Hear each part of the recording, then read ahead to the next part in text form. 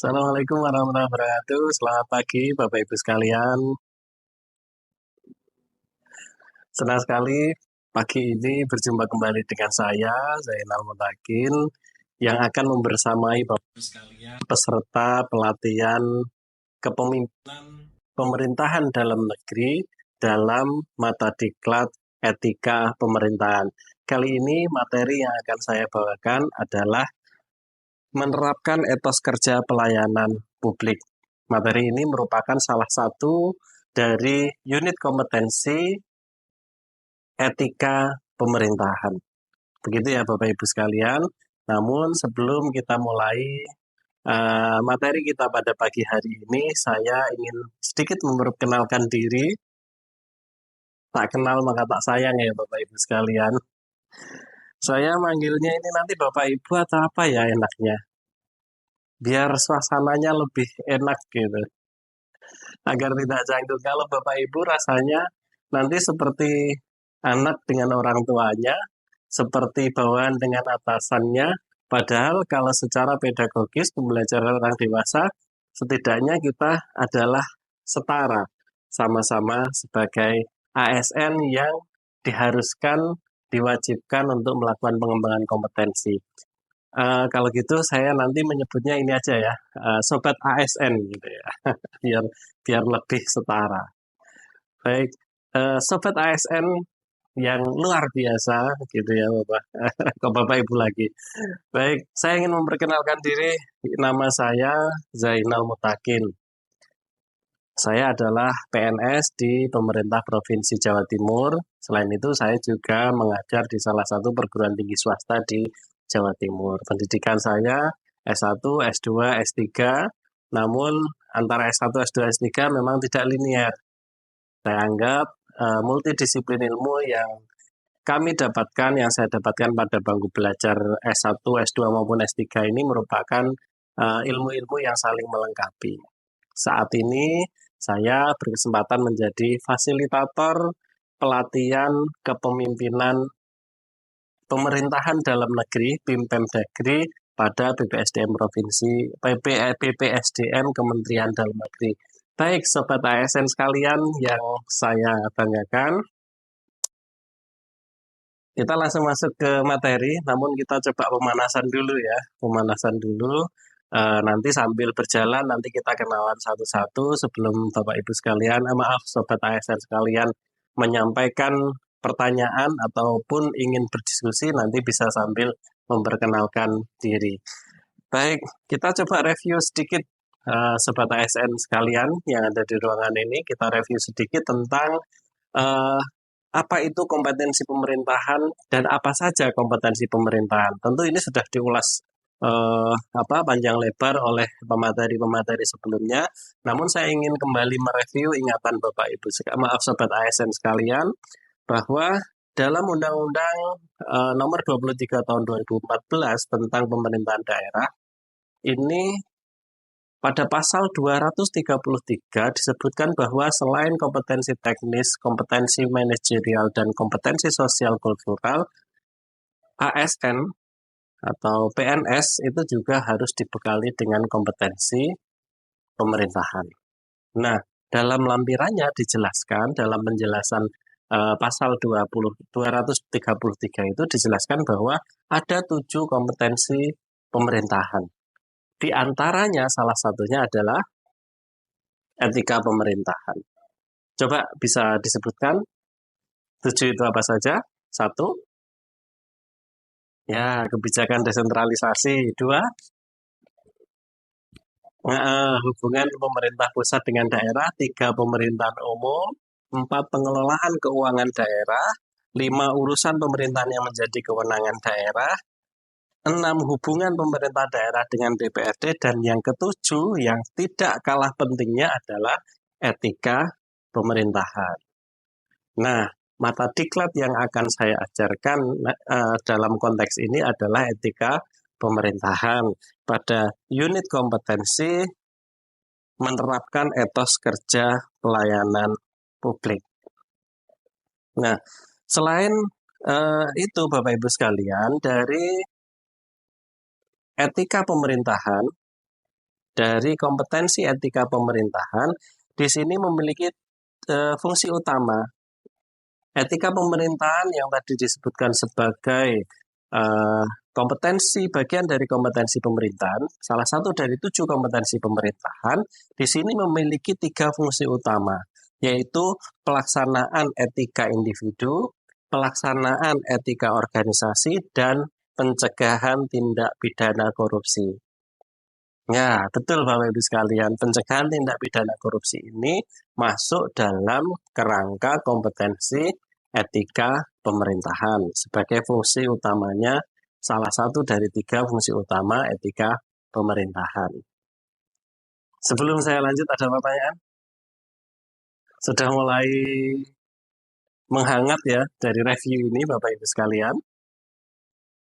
Lupa lagi Bapak Ibu sekalian, Sobat ASN. Baik, pencegahan tindak pidana korupsi. Nah, di mana posisi dari menerapkan etos kerja pelayanan publik itu? Dia berada pada pelaksanaan etika individu. Nah, pelaksanaan etika individu sendiri memiliki 6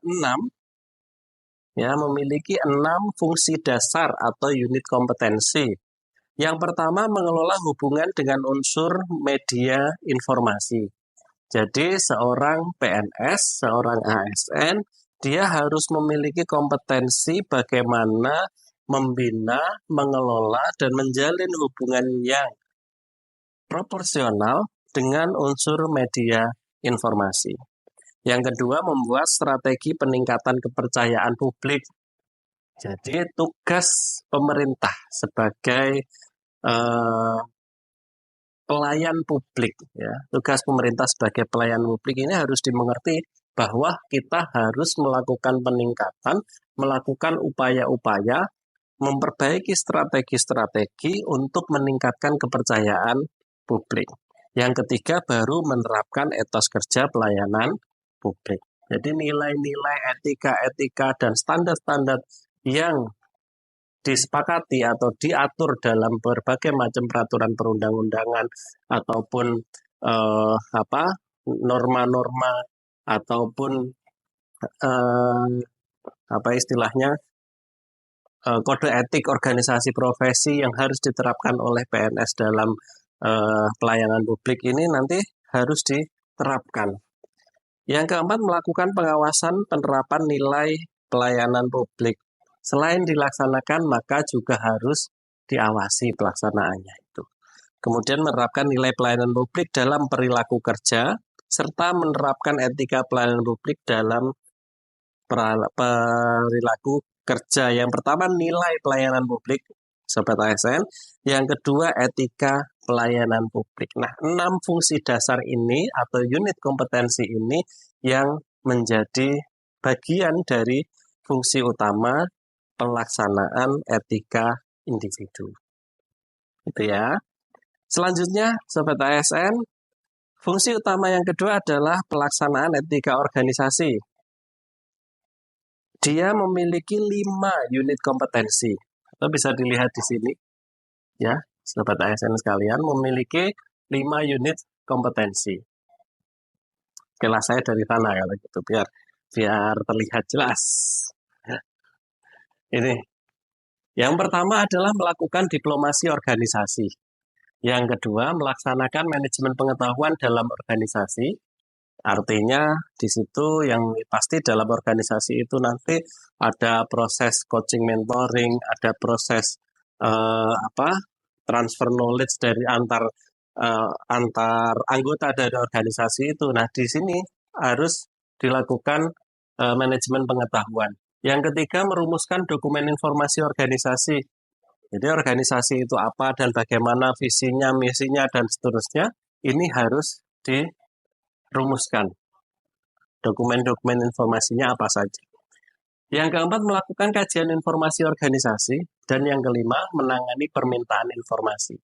Ini yang sering dilupakan bahwa sebagai organisasi publik, sebagai pelayanan publik, sebagai pelayan publik, organisasi pemerintah itu harus mengerti dan harus paham bahwa dia harus sewaktu-waktu bisa melayani informasi-informasi yang dibutuhkan oleh masyarakat. Sehingga kompetensi ini menjadi rangkaian penting dari kompetensi etika pemerintahan. Yang ketiga, Sobat ASN sekalian, fungsi utama dalam kompetensi etika pemerintahan adalah pencegahan tindak pidana korupsi. Ini yang sudah sering digaung-gaungkan, sering dikampanyekan, bahkan tidak sedikit penyuluh anti korupsi yang sudah terbentuk pada lingkungan pemerintahan dari unsur-unsur ASN. Nah, apa saja yang menjadi unit kompetensi pada fungsi utama ini adalah yang pertama, melakukan program pencegahan tindak pidana korupsi.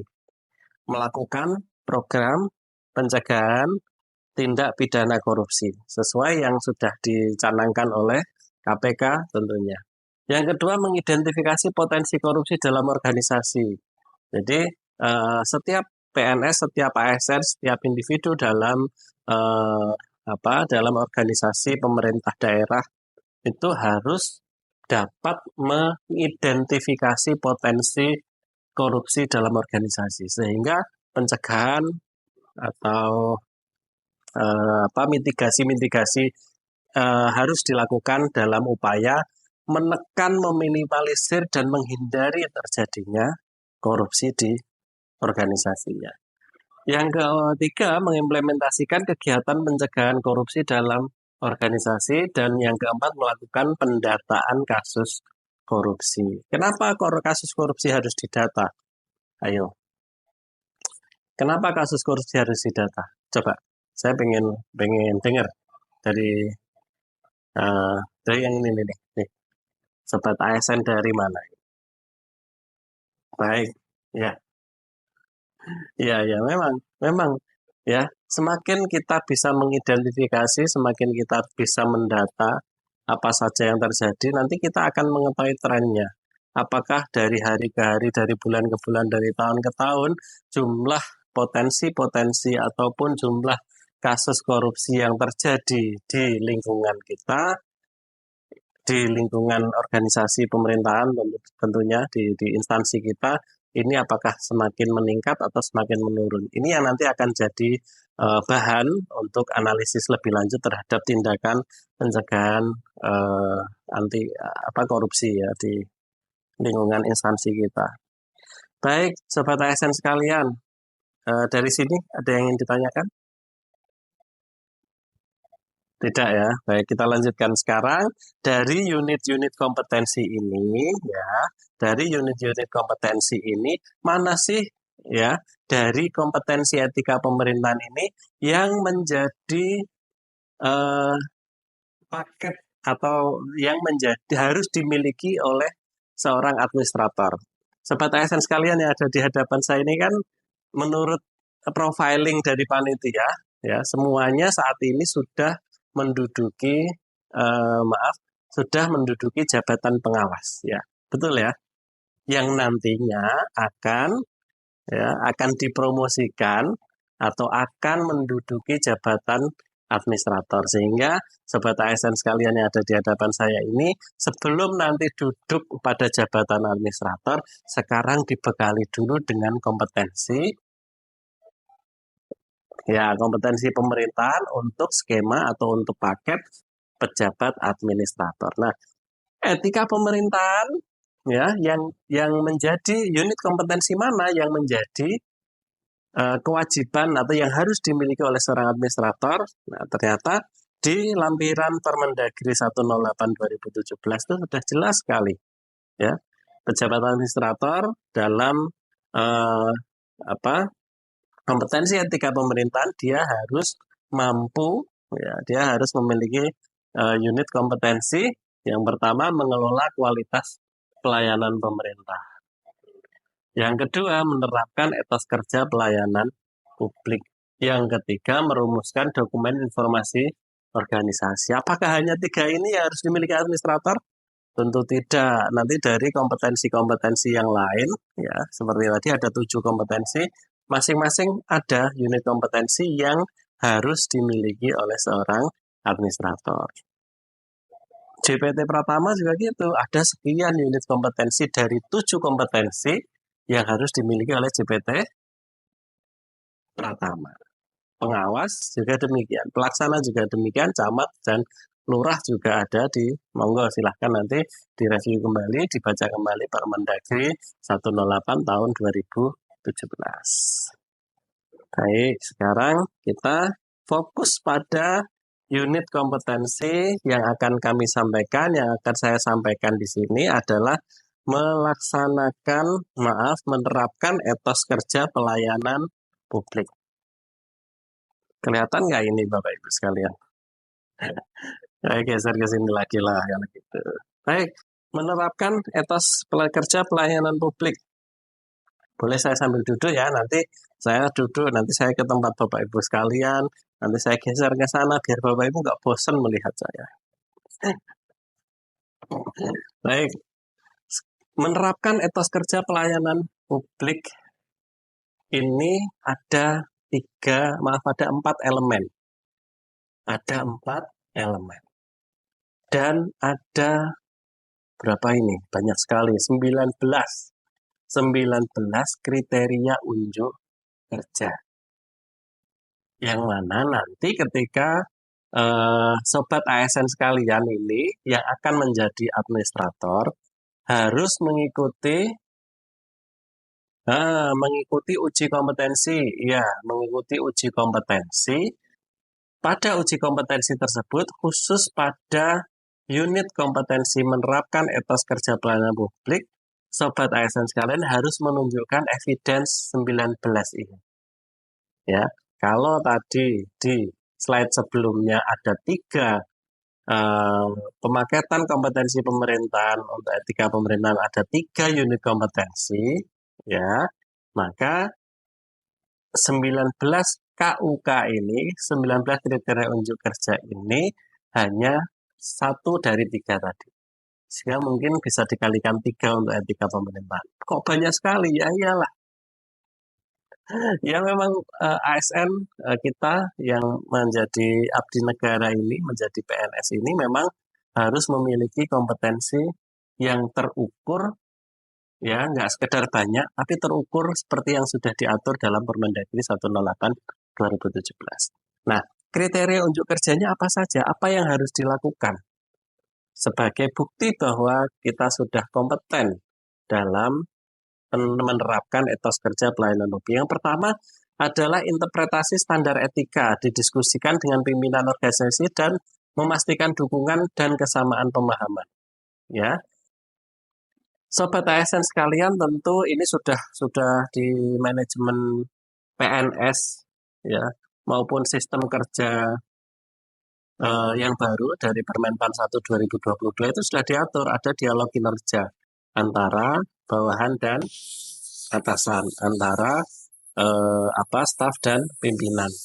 Nah, dari dialog kerja ini nanti akan ada beberapa hal. Salah satunya adalah menginterpretasikan standar etika dengan cara diskusi antara pimpinan dan kita.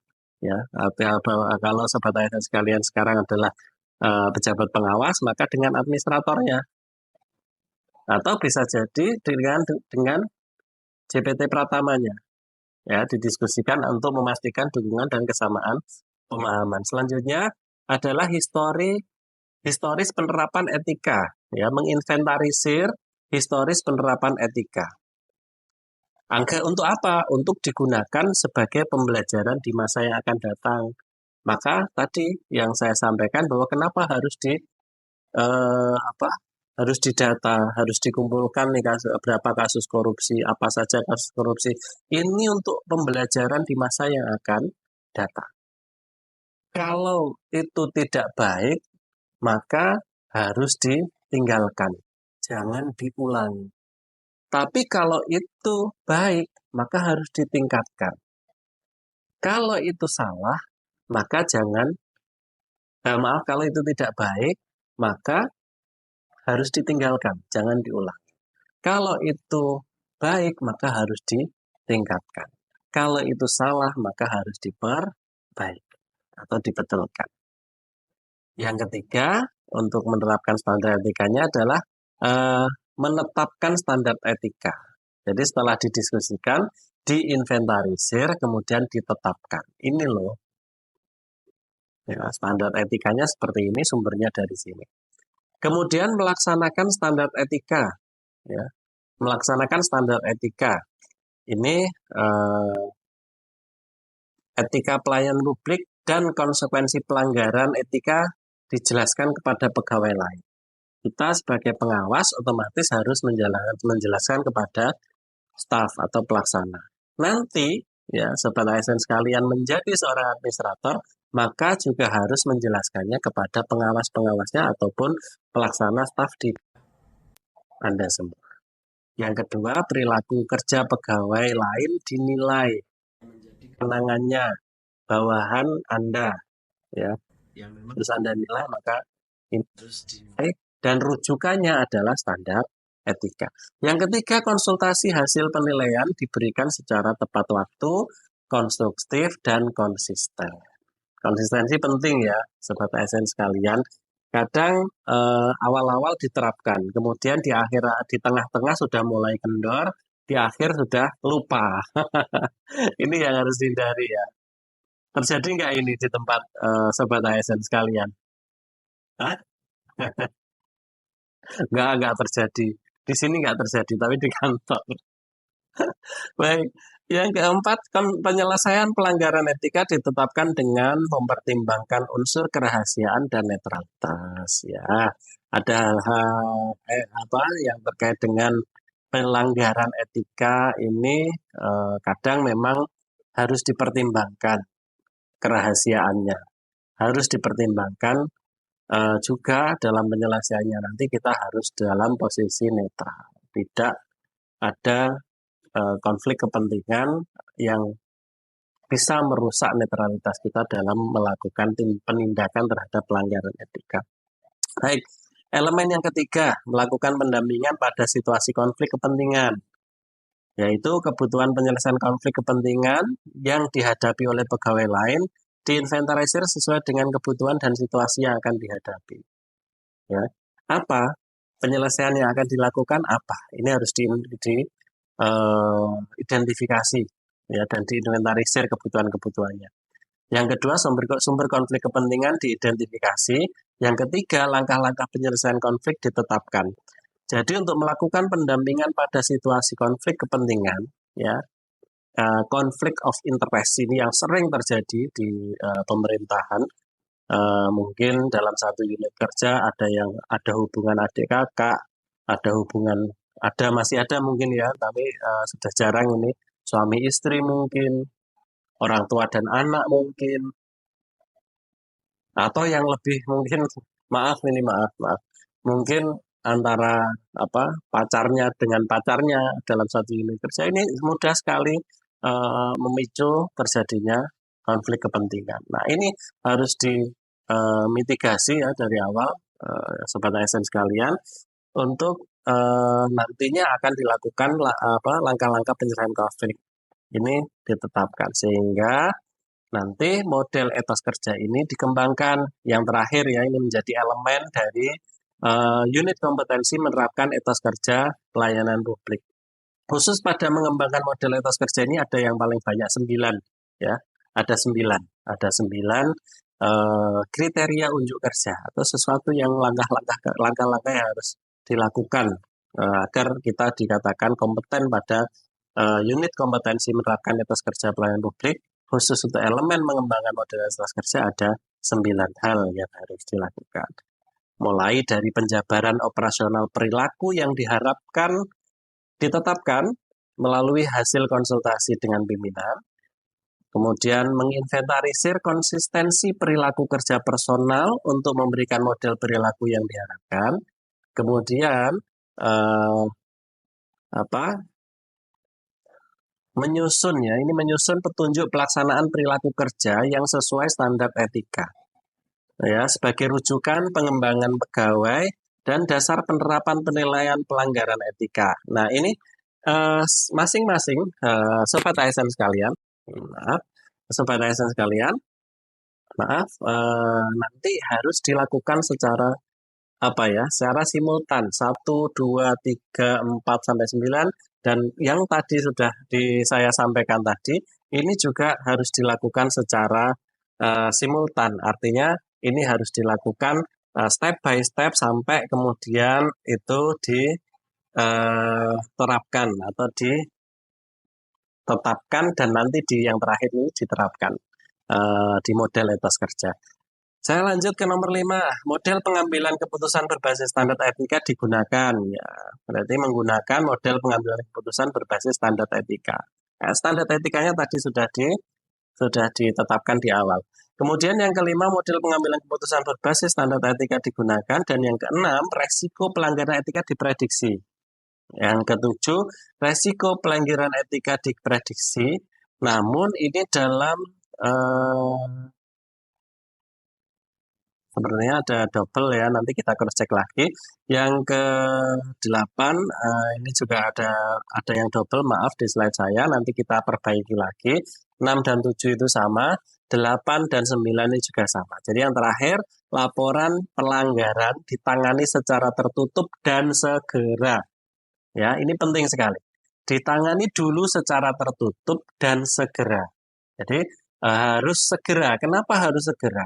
Karena nanti konteks dan sumber-sumber informasi untuk melakukan penindakan, ya, laporan-laporan pelanggaran ini mungkin akan hilang atau akan bias ya, akan tidak jelas kondisinya, akan tidak jelas sumber-sumbernya, sehingga ketika ada laporan pelanggaran ini harus ditangani secara segera dan sifatnya tertutup ya, tidak boleh diekspos. Jadi harus segera ditangani secara tertutup dan segera, serta merujuk kepada pedoman standar etika. Jadi standar etika yang tadi sudah ditetapkan, kemudian dijadikan rujukan terus dipedomani sampai proses penanganan laporan pelanggaran. Gitu ya. Sudah mulai capek? Sudah 30 menit ini. Sudah mulai capek belum? Baiklah, siap. Saya lanjutkan. Sekarang kita fokus pada apa saja yang harus kita kuasai dalam unit kompetensi menerapkan etos kerja pelayanan publik. Sesuai dengan RBPUPK, ya, rencana rancang bangun pembelajaran yang sudah ditetapkan pada kurikulum bahwa setelah melakukan pelatihan etika pemerintahan pada unit kompetensi menerapkan etos kerja pelayanan publik, peserta Anda semua, para sobat ASN yang ada di depan saya ini, mampu 1.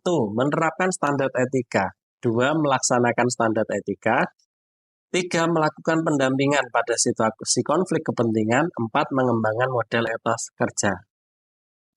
Pasti ada yang tanya, yang pertama menerapkan, yang kedua melaksanakan, lalu apa bedanya? Pasti gitu. Saya dulu juga begitu Bapak Ibu. Ini apa sih menerapkan dan melaksanakan kok beda? Padahal setelah kita menerapkan ya melaksanakan ya menerapkan. Nah, bedanya di sini Bapak Ibu sekalian, menerapkan standar etika itu adalah standar etika itu kita kita jadikan pedoman secara individu maupun secara organisasi, ya. Itu kita jadikan pedoman. Nah, melaksanakan ini adalah yang kembali pada diri kita. Sudah dilaksanakan, ya, pada aplikasinya. Nah, pada aplikasinya. Misal standar etika yang pertama adalah berpakaian rapi, sopan, dan rambut mungkin disisir, ini salah satunya aja. Contoh aja ini. Rambutnya disisir, misal. Harus rapi, misal. Tidak boleh gondrong lebih dari sekian sentimeter, misal. Nah, standar etika yang kita ambil dari kode etik profesi, misal ini dimasukkan ke dalam standar etika kita. Nah, ini diterapkan pada standar etika kita dalam di unit atau instansi kerja kita. Nah, melaksanakan itu adalah kita kemudian setiap 2 minggu sekali harus ke barbershop untuk potong rambut, contoh. Atau terkait dengan jam masuk, jam pulang, misal. Jam masuk kerja harus misal ditetapkan paling lambat 10 menit setelah jam kerja dimulai. Jam pulang kerja paling cepat misal 10 menit sebelum jam kerja diakhiri misal. Nah, itu kita jadikan standar, diterapkan. Kita ambil sumbernya dari mana? Dari peraturan gubernur atau peraturan kepala daerah yang terkait dengan jam kerja. Kita adopsi menjadi standar etika pada lingkungan kerja kita, pada instansi kita. Ya, kita adopsi. Itu berarti kita terapkan. Sedangkan pelaksanaannya adalah pada prakteknya kita melaksanakan itu. Maka kita semua, Anda semua, Sobat ASN sekalian, selain menerapkan juga harus bisa melaksanakan standar etika itu. Yang ketiga, melakukan pendampingan pada situasi konflik kepentingan, tadi juga sudah saya jelaskan. Yang keempat, mengembangkan model etos kerja. Ya, saya lanjut aja nih agak cepat, slide-nya ada beberapa. Nanti Bapak Ibu sekalian, Sobat ASN sekalian bisa mengcopy ya, bisa mengcopy apa yang saya sampaikan pada hari ini. Baik, karena video ini untuk kepentingan simulasi, maka ada beberapa poin yang harus di pre-memory. Ini ada kode etik dan kode perilaku, kemudian ada standar etika, kemudian ada penerapan standar etika, pelaksanaan standar etika, langkah-langkahnya seperti apa, ya bisa dilihat di situ. Kemudian pendampingan pada situasi konflik kepentingan itu seperti apa sih? Apa sih konflik kepentingan itu? Ada di situ. Nanti kita bahas di pertemuan selanjutnya. Materi ini 9CP, jadi kita nanti akan seharian bahas tentang penerapan etos kerja pelayanan publik. Pelanggaran etika, apa sih konsekuensinya? Nah, nanti kita ulas tuntas juga. Kemudian mengembangkan model etos kerja. Baik, nanti sebelum lebih lanjut lagi kita diskusi atau kita membahas satu persatu dari indikator keberhasilan pelatihan pada mata pelatihan kali ini, kita lakukan role play sejenak sambil kita nanti akan agar mudah ya memahami terkait dengan apa dan bagaimana penerapan etos kerja pelayanan publik. Kita lakukan role play ya, enggak yang ini ya sering Bapak Ibu dengar service excellent pelayanan prima. Namun nanti kita kaitkan dengan etos kerja. Baik, pada kesempatan kali ini saya mengucapkan terima kasih atas perhatian Sobat ASN sekalian. Ya, ini video ini kami buat, kami simulasikan untuk training of trainer pelatihan kompetensi pemerintahan. Ya, demikian dari kami. Terima kasih. Mohon maaf. Saya akhiri. Wallahul muwaffiq ila aqwamit thoriq. Assalamualaikum warahmatullahi wabarakatuh. Selamat pagi.